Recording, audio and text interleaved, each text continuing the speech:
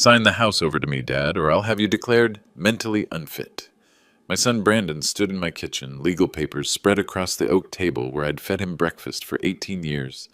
This cardiovascular surgeon who'd been too busy to visit his dying mother, even once during her 8-year battle with Alzheimer's, was demanding I hand over our $2.8 million family home.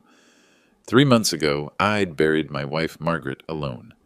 Brandon had been too busy to attend her funeral, too busy to even know she'd passed.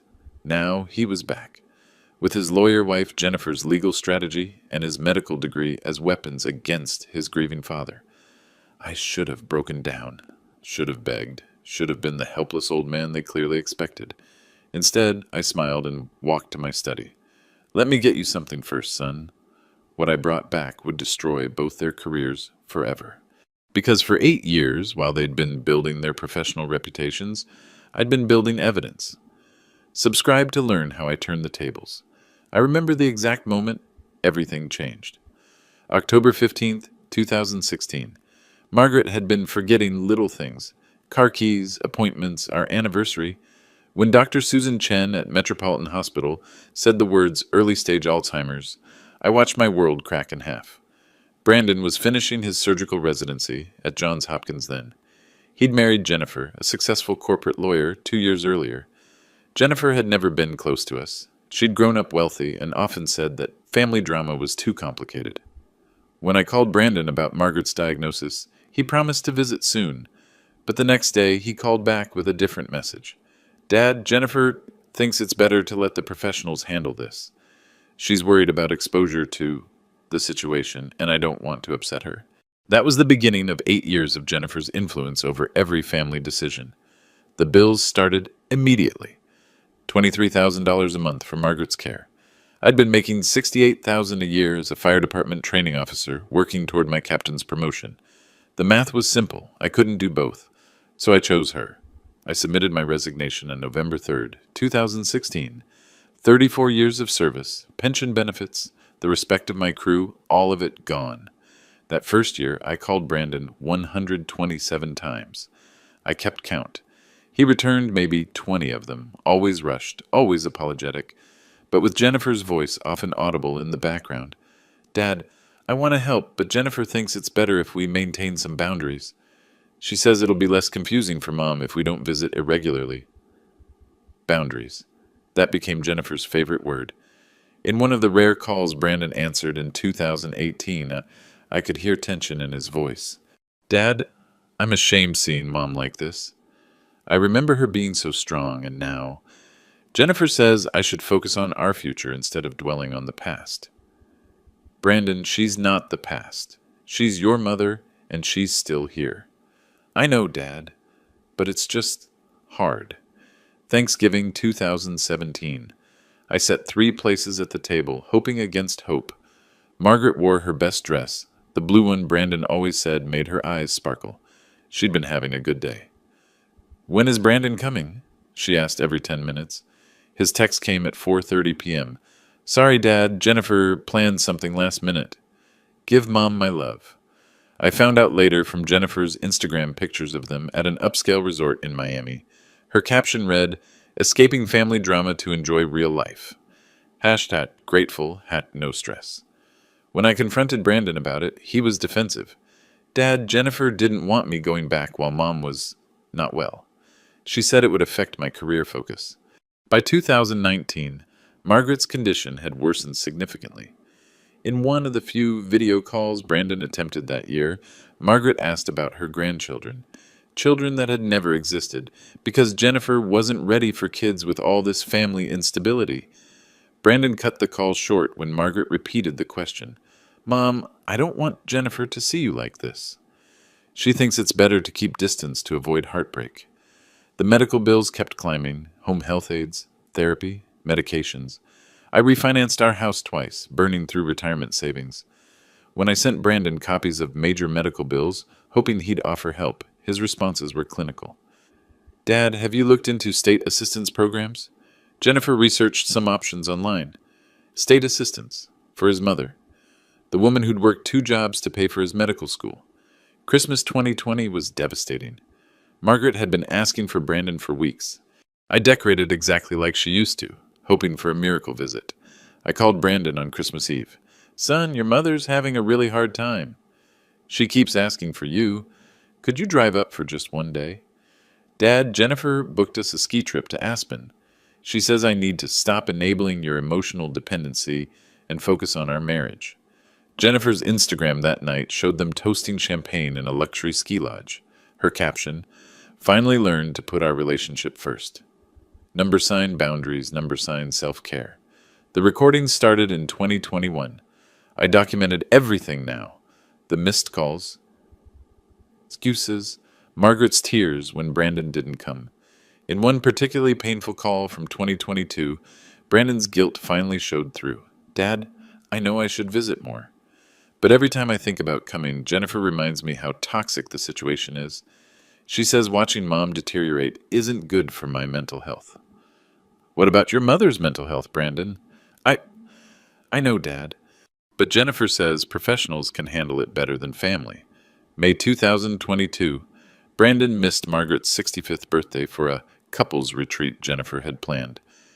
January 2023, when Margaret fell and broke her hip, I spent 3 nights in the hospital with her. Brandon sent flowers with a card signed by both him and Jennifer. Thinking of you both. Dash Brandon and Jen. Jennifer had never met Margaret in 8 years of marriage. By Margaret's final year, she'd stopped eating regularly. In her lucid moments, she'd look toward the door with heartbreaking hope. Where's my boy? I want to see my boy. The last voicemail I left was February 10th, 2024. Brandon, your mother is dying. The doctors say maybe days left. She's been asking for you constantly. Please, son, please come home. He called back 3 days later. Dad, I'm so sorry I missed your call. Jennifer and I were at a medical conference in Orlando. How's Mom doing? She died yesterday, Brandon. Your mother died yesterday. The silence stretched forever. Oh, God. Dad, Jennifer said it wasn't that serious yet. Why didn't you make it clearer? 563 missed calls said otherwise. He couldn't make the funeral either. Jennifer thinks it would be too traumatic for me, given my guilt over not visiting more. I buried my wife of 42 years alone, surrounded by neighbors who'd watched me fight this battle without my own son's support. That's when I knew exactly what I had to do. 3 weeks after Margaret's funeral, Brandon called. Not to check on me, not to share memories of his mother, but to discuss what Jennifer called my property management crisis. I was sitting in Margaret's chair, the burgundy recliner where she'd spent her final months. Her reading glasses were still on the side table, her crossword puzzle book half finished. Dad, Jennifer and I have been talking about your situation.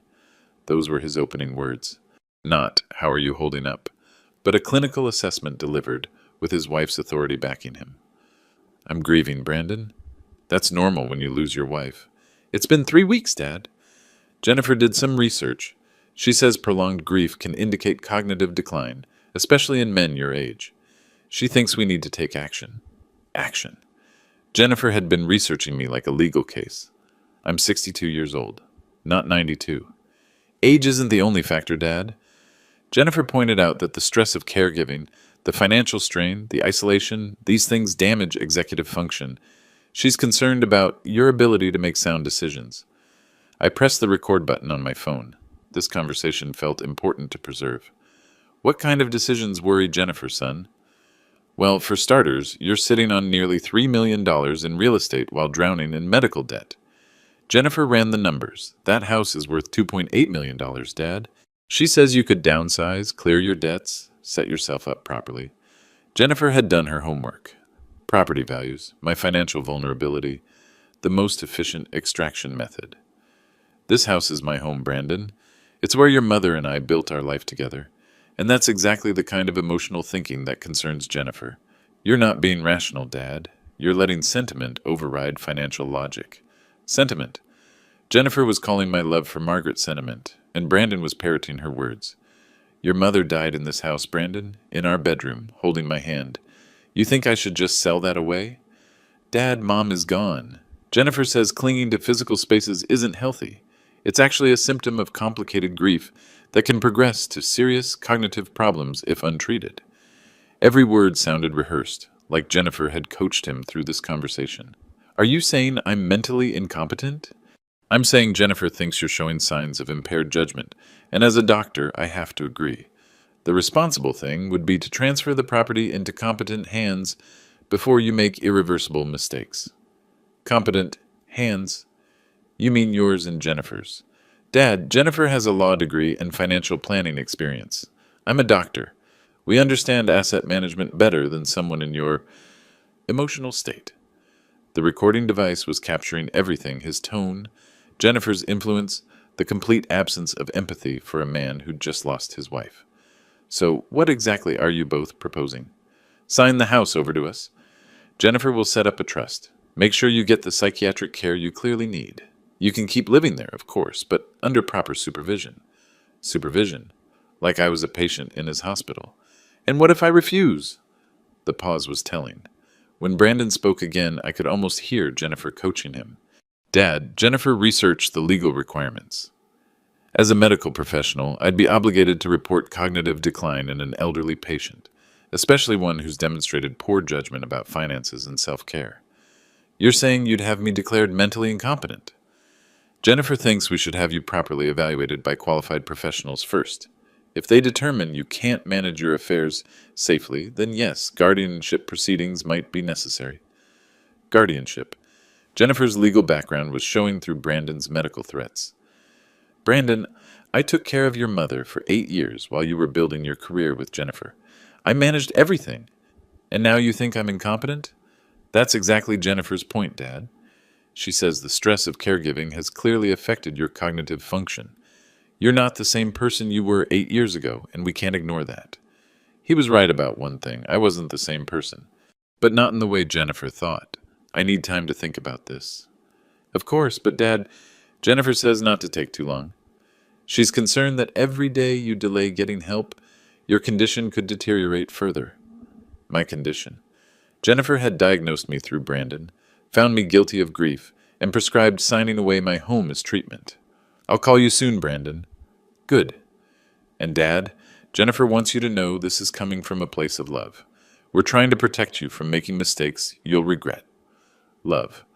After 8 years of Jennifer keeping Brandon away from his dying mother, she was calling attempted theft love. I hung up and stopped the recording, 24 minutes and 12 seconds of my son systematically dismantling my competence under his wife's direction.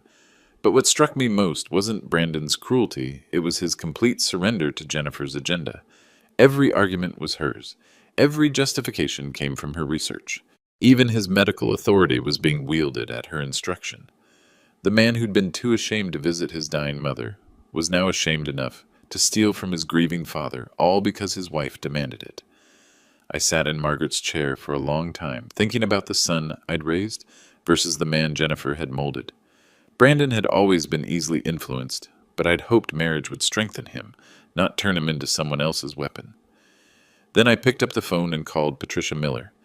Patricia, it's Richard Wilson. I need to discuss urgent legal matters regarding my son and his wife. The war Jennifer had started was about to end very differently than she'd planned. Patricia Miller's office felt like a sanctuary. I'd been there dozens of times over the years, but this visit carried the weight of finality. Richard, I'm so sorry for your loss, Patricia said. Margaret was wonderful. Thank you. She always said you were the only lawyer who treated people like humans instead of billable hours. I placed my phone on her desk and hit play. 24 minutes of Brandon and Jennifer's coordinated assault on my mental competence. Patricia's expression darkened with each passing minute. Jesus, Richard, this isn't just elder abuse. It's a calculated legal and medical conspiracy. Your daughter-in-law has clearly researched guardianship law, while your son provides the medical justification. Can they actually succeed? They can try. But it would require multiple independent medical evaluations, court hearings, substantial evidence of cognitive impairment. Jennifer's law background gives her dangerous knowledge, but from what I've observed in our meetings, their case would be difficult to prove.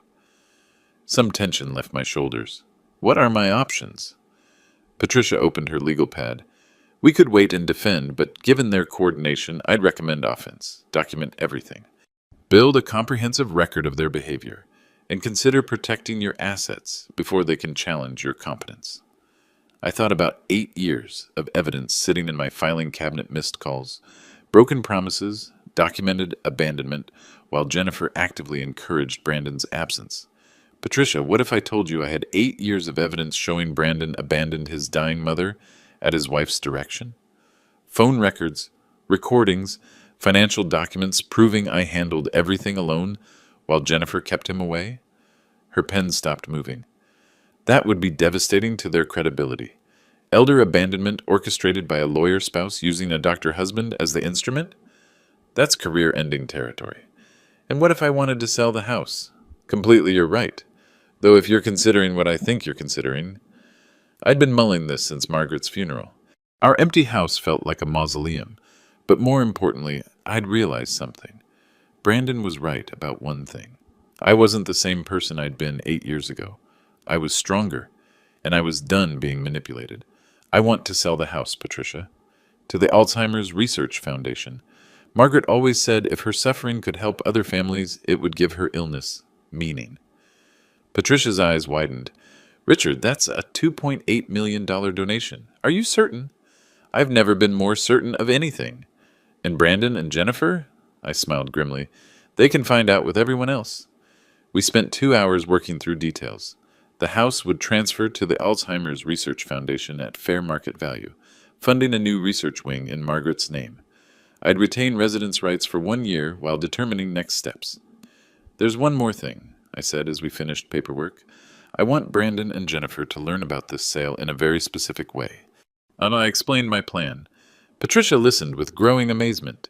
Richard, it's certainly poetic justice. But are you prepared for the public nature of this confrontation? Patricia, Jennifer researched how to steal my house using Brandon's medical degree as leverage. Brandon threatened to have me declared incompetent so they could inherit property I was supposedly too mentally ill to manage.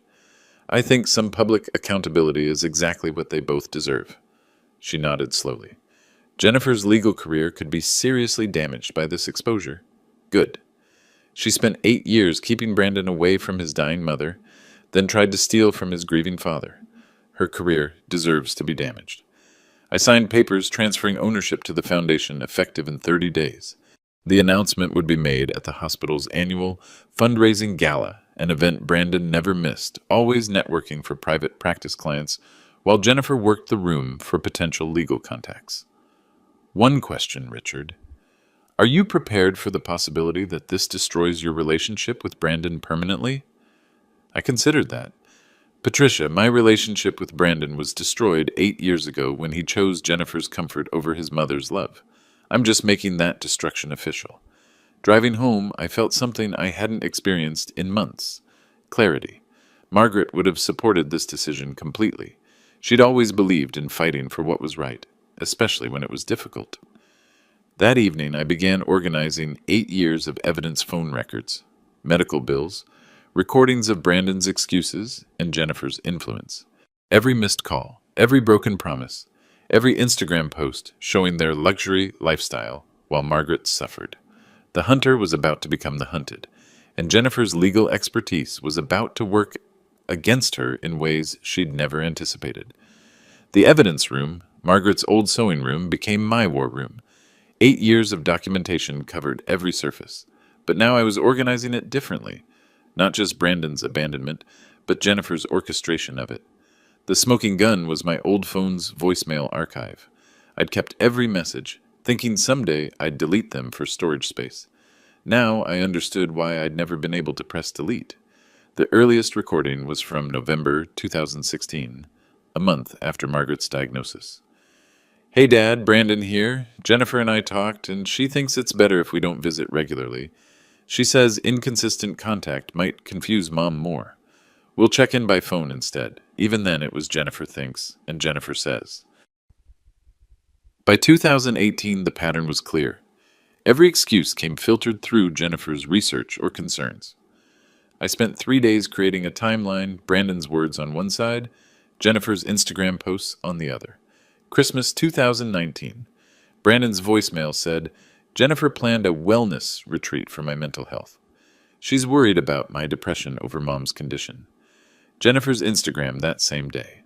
Sometimes you have to choose your happiness over family drama. Hashtag self-care, hashtag boundaries work. The hospital visitor logs were devastating when cross-referenced with Jennifer's social media activity.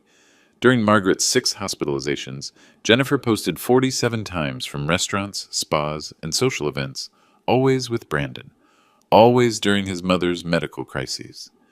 But I needed to understand their vulnerabilities beyond just family abandonment. So I researched them the way they'd researched me.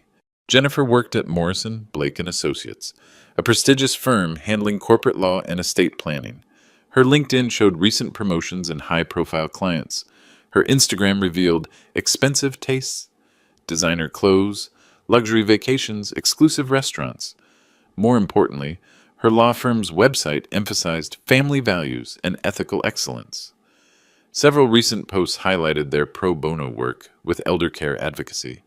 Brandon's hospital profiles emphasized his compassionate patient care and family-centered approach to medicine. His department had recently launched a caregiver support initiative for families dealing with chronic illness. The irony was suffocating. I started making strategic phone calls, first to Dr. Susan Chen, Margaret's neurologist. Mr. Wilson, I've been thinking about you since Margaret's passing. How are you managing? Dr. Chen, I need to ask you about something delicate. It involves Brandon and his wife Jennifer. I explained their coordinated threats, their plans to have me declared incompetent. Dr. Chen listened without interruption. Mr. Wilson, in 8 years of treating your wife, I met Brandon exactly once at the initial consultation. I remember asking about family support, and he said his wife thought professional distance was healthier for everyone involved. You documented that? We document all family dynamics. Your wife's file shows you attended every appointment, every emergency, every consultation. The absence of her son was notable, especially given his medical background. Would you provide a statement about that? If it helps protect you from what sounds like medical and legal coercion combined, absolutely. Next, I called Fire Chief Mike Anderson. Richard Wilson, how have you been since Margaret's passing? I explained Brandon and Jennifer's scheme.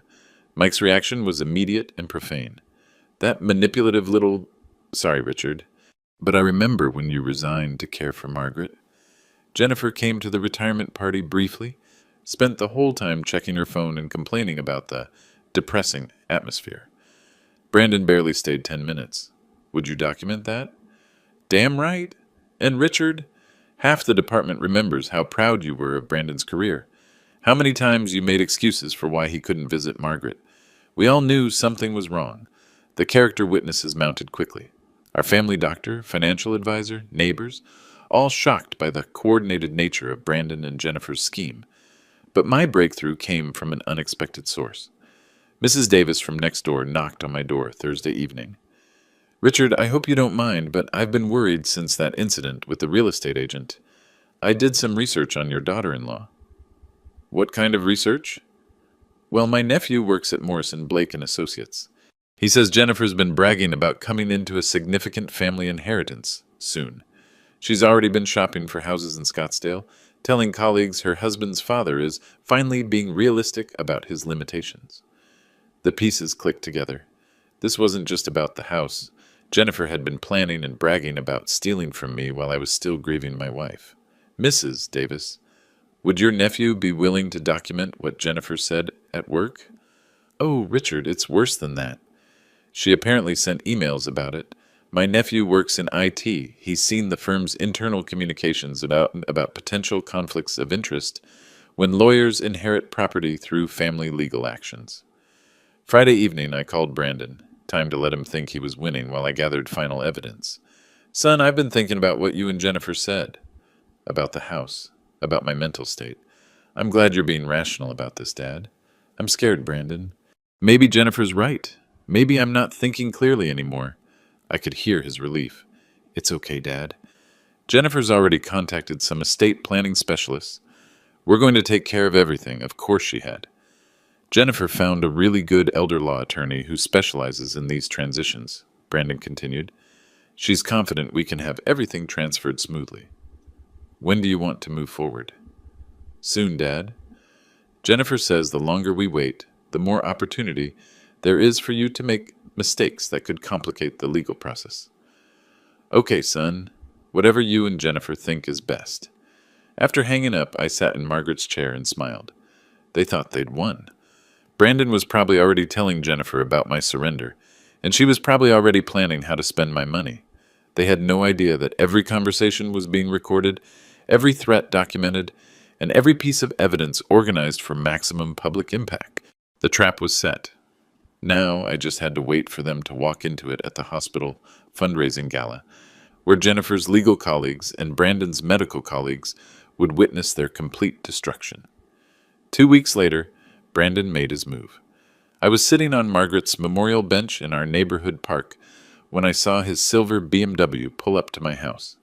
Two people climbed out. Jennifer stepped from the passenger seat first.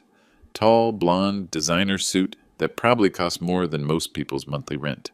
She moved with the predatory confidence of someone about to close a profitable deal. The real estate agent followed, carrying measuring equipment and a portfolio. Even from 2 blocks away, I could see Jennifer directing the operation like a general commanding troops. I stayed on the bench, watching through oak trees as they walked around my property. Jennifer pointed out features with proprietorial confidence, taking photos with her phone. The agent measured the yard while Jennifer peered through windows like she was already planning renovations. Mrs. Davis was in her garden, close enough to overhear their conversation. Perfect. I walked home slowly, timing my arrival for maximum impact. "Dad, there you are," Brandon called out with forced cheerfulness. "I'd like you to meet Linda Patterson from Premium Properties. Jennifer found her. She specializes in these kinds of family transitions." Linda extended a manicured hand. "Mr. Wilson, your son and daughter-in-law have explained your situation. I'm very sorry for your loss." My situation. Jennifer had briefed her thoroughly, painted the picture of an incompetent old man whose family was heroically rescuing him from his own poor judgment. "Thank you," I said quietly.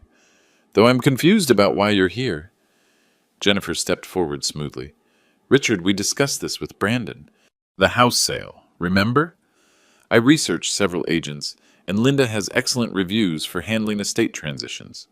She spoke to me like I was a confused child, her lawyer's training evident in every calculated word. "But Jennifer, I never agreed to sell the house."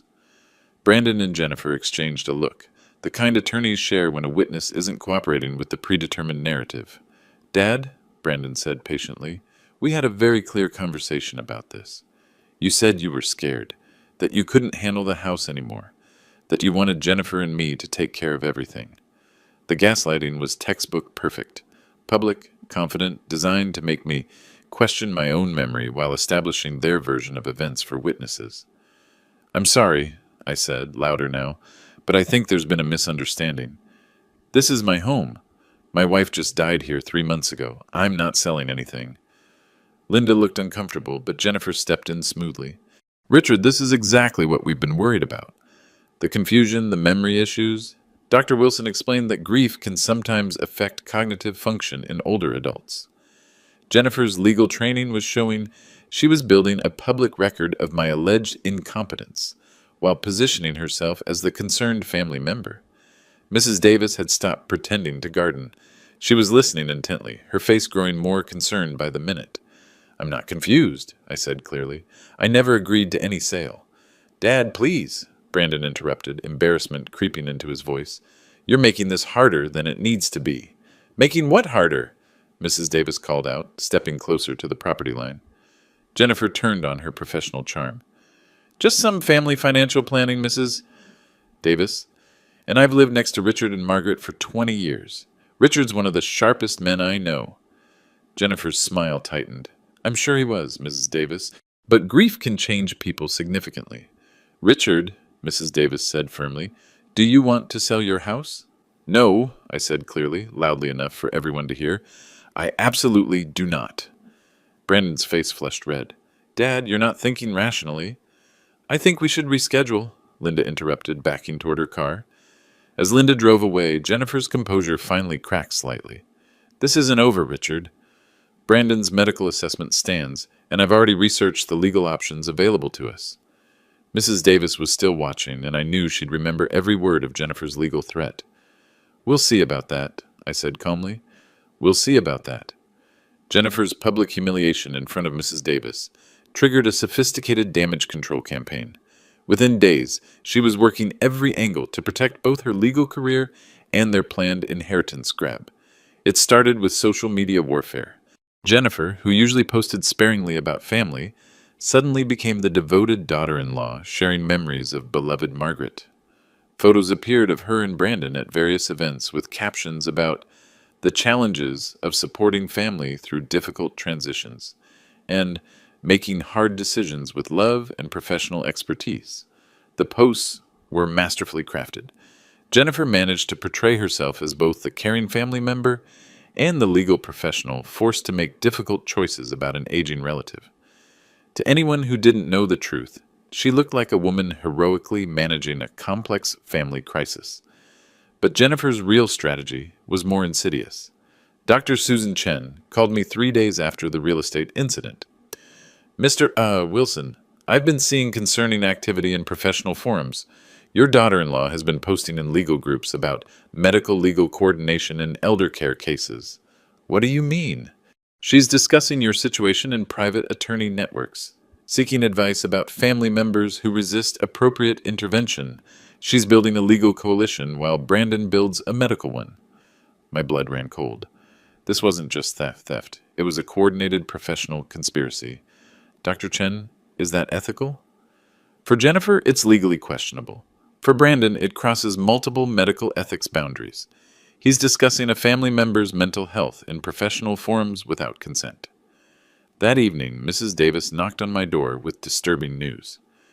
Richard, my nephew at Morrison, Blake and Associates, says Jennifer's been quite busy.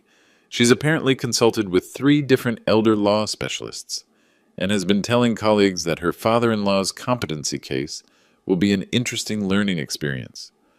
Learning experience? She's treating your situation like a case study, Richard. My nephew says she's been researching guardianship law extensively and has already identified 2 physicians willing to evaluate you for cognitive decline. The trap was closing faster than I'd anticipated. Jennifer wasn't just planning to steal my house, she was turning it into a career advancement opportunity. Patricia Miller called that same evening. Richard, the legal community is small. Word is spreading that Jennifer Wilson is shopping around for attorneys willing to pursue an aggressive guardianship case. She's apparently promised it will be straightforward because she has his medical backing from her husband. How much time do I have? If Jennifer files a petition, the preliminary evaluation process could begin immediately. And she's smart. She's building a paper trail of your alleged incompetence while positioning herself as the reluctant but responsible family member. I spent the next morning making strategic calls. First to Helen Rodriguez, our financial advisor. Helen, I need a favor. Can you arrange a press conference for a major charitable donation? Richard, what are you planning? A $2.8 million donation to Alzheimer's research, in Margaret's name. I want maximum publicity, media coverage, hospital administration present. That's incredible, Richard. When? Next Friday, the hospital's monthly board meeting. I want it announced in front of the entire medical staff and any legal community members who might be present. My second call was to Mike Anderson. Mike, I need you to spread word through the first responder community. Richard Wilson is making a major announcement next Friday at Metropolitan Hospital. Anyone who knew Margaret should attend. Word spread through the hospital like wildfire. A $2.8 million donation was major news, especially from a retired firefighter. The development office arranged press coverage and VIP attendance. Jennifer found out Tuesday morning when a colleague at Morrison, Blake and Associates, mentioned seeing the hospital's press release about a major donor announcement. Brandon called me that afternoon, panic barely concealed in his voice. Dad, Jennifer saw something about an announcement at the hospital. Something involving Mom's name? That's right, son. I thought it was time to honor your mother properly. What kind of announcement? You'll find out Friday. I hope you and Jennifer can both attend. The entire cardiac surgery department has been invited, along with several legal professionals from the community. The silence stretched for 40 seconds. Dad, please tell me you're not making major financial decisions without consulting Jennifer and me first. Why would I need to consult you, Brandon? Jennifer said I was mentally incompetent. Remember?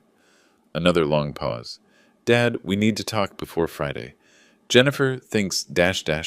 I'm afraid I'm too busy this week preparing my presentation. See you Friday, son. I hung up and smiled. Jennifer's legal expertise was about to work against her in ways she'd never anticipated. Her professional network would witness her complete destruction, along with Brandon's medical colleagues. The hunter had become the hunted, and Jennifer was finally beginning to understand that she wasn't dealing with a confused old man anymore. She was dealing with someone who'd been building a case against her for 8 years. Thursday night, the evening before my announcement, I sat in Margaret's chair one final time, surrounded by 8 years of evidence. Tomorrow would destroy both Brandon's medical career and Jennifer's legal reputation, but tonight belonged to the careful accounting of their coordinated betrayal. The manila folders were labeled by year, each documenting another layer of Jennifer's orchestrated abandonment campaign. I opened 2016, first the year everything began. 127 missed calls from me to Brandon. I'd counted them twice, then had Patricia's assistant verify from phone company records. His return call rate, 18%, and only when Jennifer wasn't directing his responses. The voicemails told the real story. November 2016. Dad, Jennifer researched Alzheimer's care, and she thinks family visits during early stages can actually increase confusion. We should let the professionals handle it. December 2016. Dad, Jennifer's concerned about my emotional health. She says watching Mom deteriorate isn't good for my career focus. Jennifer's influence was documented from day one. Medical bills from 2016 totaled $127,000. Brandon and Jennifer's financial contribution, $0. I moved to 2017 cross-referencing Brandon's excuses with Jennifer's social media activity.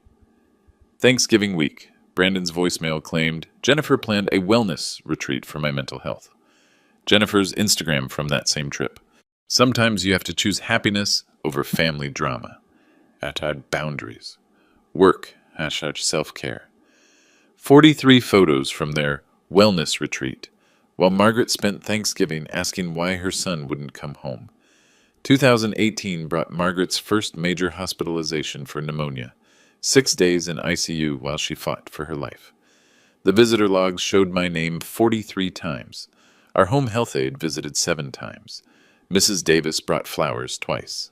Brandon's name, 0 entries. But Jennifer's Instagram showed their location throughout Margaret's crisis wine tastings in Napa Valley while his mother was on a ventilator. By 2019, Jennifer's strategy was fully developed. She'd convinced Brandon that his mother's illness was toxic to their marriage and his career. The evidence was in their own messages. A saved text from Jennifer to Brandon, screenshot from his phone. Your dad is manipulating you with guilt. My research shows that prolonged exposure to dementia patients can cause secondary trauma in family members. We need to maintain boundaries for our mental health. Brandon's response, you're right. I'll tell Dad we can't visit as much. Jennifer's reply, not can't visit as much. We need complete space until she's stabilized. I've talked to other lawyer wives who've dealt with similar situations. She'd researched abandonment strategies like a legal brief. 2020 and 2021 showed the pattern perfected. Every holiday excuse came filtered through Jennifer's professional recommendations. Christmas 2020. Brandon claimed Jennifer's therapist recommended avoiding family trauma during the holidays. Jennifer's Instagram that Christmas. Learned to prioritize our relationship over family drama. Best decision ever. Couples goals. # boundaries save marriages. The financial devastation was staggering. $563,000 in total medical expenses over those years, all while Jennifer posted about designer purchases and luxury vacations funded by Brandon's surgical income.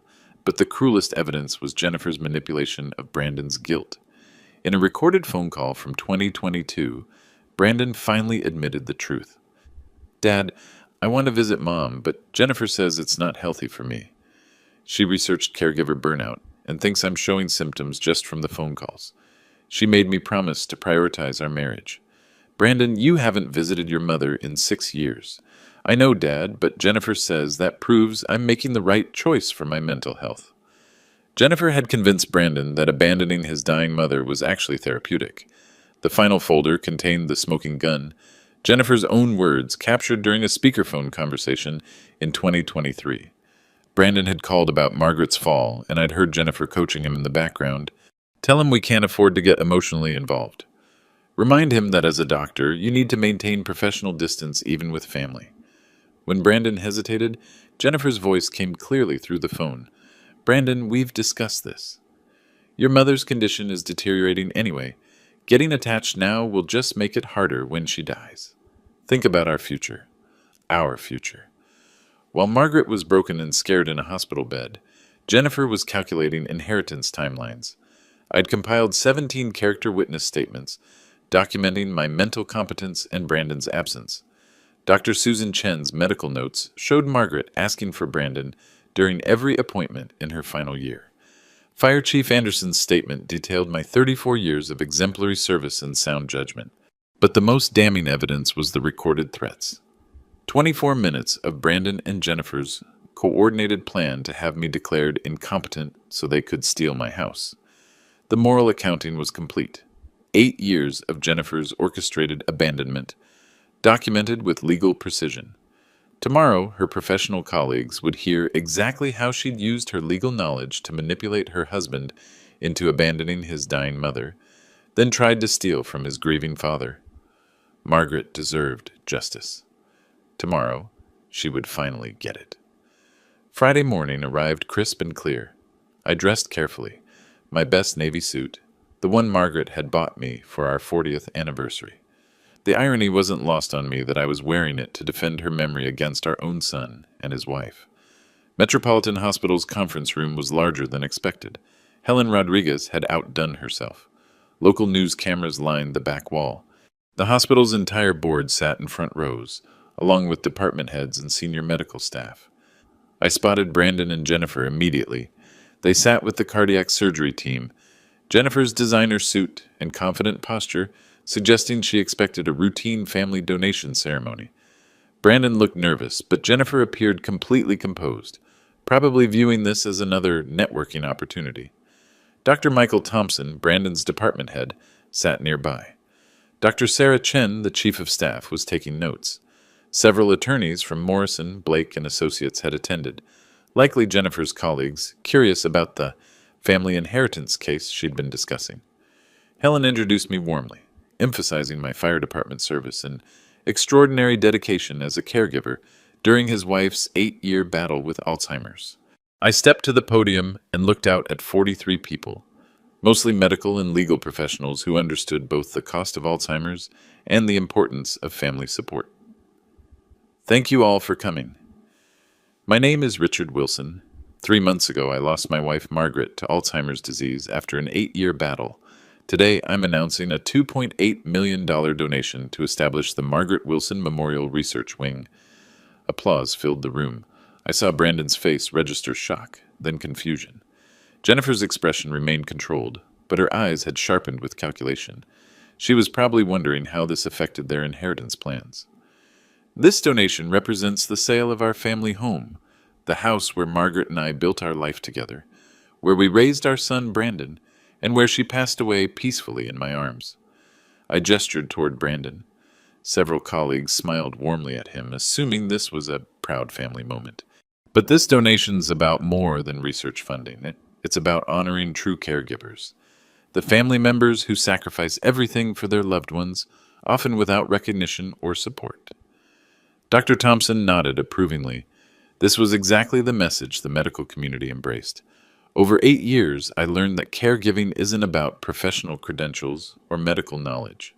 It's about showing up, day after day, year after year, even when it's difficult, even when it costs everything. The room grew quiet, sensing a shift in tone. Unfortunately, not everyone understands this responsibility. Some people believe professional credentials can substitute for personal commitment. Others use their legal expertise to justify abandonment. Jennifer's composure cracked slightly. She was beginning to understand this wasn't the ceremony she'd expected. 3 weeks ago, my son Brandon and his wife Jennifer called to discuss my mental competence. They suggested my grief indicated cognitive impairment. They recommended I sign over my house to them for my own protection. Murmurs rippled through the audience. Dr. Thompson's expression shifted from warm approval to serious concern. Jennifer's colleagues from Morrison, Blake, and Associates were paying closer attention. Brandon felt that as a medical professional, he was qualified to diagnose my mental state over a phone call. Jennifer, as a practicing attorney, researched the legal requirements for having me declared mentally incompetent. I reached into my jacket and pulled out my phone. I'd like to share part of their coordinated plan with you. Brandon started to rise. Dad, this isn't appropriate. Please, doctor. Wilson, Dr. Chen interrupted firmly. Let your father finish. I pressed play. Brandon's voice filled the conference room, clinical and cold, with Jennifer's influence evident in every calculated phrase. Dad, Jennifer thinks you're showing signs of impaired judgment. The responsible thing would be to transfer the property into competent hands before you make irreversible mistakes. Competent hands. You mean yours and Jennifer's. Dad, Jennifer has a law degree and financial planning experience. I'm a doctor. We understand asset management better than someone in your emotional state. Jennifer's voice could be heard coaching in the background. Tell him about the legal options, Brandon. Remind him about guardianship proceedings. The recording continued for 3 excruciating minutes. Brandon's medical threats, Jennifer's legal strategy, their coordinated plan to steal my house while I grieved my wife. When it ended, the silence was deafening. Jennifer's colleagues were staring at her with undisguised shock. Now, I continued, I'd like to provide context for their professional assessment of my competence. I opened my presentation folder. During Margaret's 8-year illness, Brandon called me 563 times. He returned 97 of my calls, a response rate of 17%. However, the real story is in the voicemails he left. I press play again. Brandon's voice from 2017. Dad, Jennifer researched Alzheimer's care. She thinks family visits during early stages actually increase confusion. Then Jennifer's Instagram post from that same week, displayed on the conference room screen. Sometimes you have to choose happiness over family drama. Number sign boundaries work. Gasps echoed through the room. Dr. Thompson was writing furiously. Over 8 years, Margaret was hospitalized 6 times. These hospital visitor logs show I was present for every admission, every procedure, every consultation. They also show that Dr. Wilson visited his dying mother exactly 0 times. Several people turned to stare at Brandon. His face was flushed red, but Jennifer remained defiant, her lawyer training keeping her composed under fire. The financial cost of Margaret's care totaled $563,000. I paid every penny while Dr. Wilson and his wife posted about luxury vacations and designer purchases funded by his surgical income. I pulled out Jennifer's social media screenshots. These posts from Mrs. Wilson's Instagram were made during Margaret's most critical episodes. This wine tasting in Napa was posted while Margaret was in ICU with pneumonia. This designer shopping spree was during the weekend she broke her hip. Jennifer's colleagues were now openly staring at her. One was taking notes, probably considering the ethical implications for their firm. But perhaps most telling is how Mrs. Wilson orchestrated this abandonment using her legal expertise. I played another recording, Jennifer's voice coaching Brandon. Your dad is manipulating you with guilt. My research shows prolonged exposure to dementia. Patients causes secondary trauma. We need complete space until she's stabilized. The room erupted in shocked murmurs. Jennifer shot to her feet. This is a violation of privacy. Those recordings were made without consent. Actually, Mrs. Wilson, Patricia Miller's voice came from the back of the room. In Arizona, single-party consent applies to recording conversations. Your husband consented by participating in the calls. Patricia had arrived as my backup, and Jennifer's face went pale as she recognized the legal trap she'd walked into. Furthermore, I continued, Mrs. Wilson spent 8 years convincing my son that abandoning his dying mother was therapeutic, while she researched how to steal from his grieving father. I turned to look directly at both of them. When Margaret was dying, I left Brandon a voicemail explaining she had days to live. He called back 3 days later to learn she'd already passed. His excuse? Jennifer had convinced him that his mother's death wasn't imminent enough to interrupt their vacation plans. Dr. Chen was staring at Brandon with disgust. Dr. Wilson, is this accurate? Brandon's voice was barely a whisper. Dad, Jennifer thought... Doctor Wilson, Dr. Thompson interrupted, standing up. I think we need to discuss your employment status. My office? Now. Jennifer finally lost her composure completely. This is character assassination. Richard is clearly having a mental breakdown and making up stories. Mrs. Wilson, one of her colleagues called out, perhaps you should stop talking. You're making this worse. The attorney from Morrison, Blake and Associates was already on his phone, probably calling their ethics board. I'm finishing now, I said calmly. The Margaret Wilson Memorial Research Wing will open next year, funded by the home where she spent her final years surrounded by people who actually cared about her. Thank you. The applause was scattered and uncertain, but several people approached me afterward with support and condolences.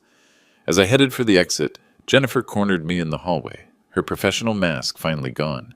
You've destroyed us both, Richard. Brandon's career, my practice. No, Jennifer. You destroyed yourselves. I just documented it. Brandon appeared beside her, tears in his eyes for the first time in 8 years. Dad, I'm sorry. Jennifer convinced me that staying away was better for everyone, and I was too ashamed to see Mom deteriorating. It's too late for apologies, Brandon.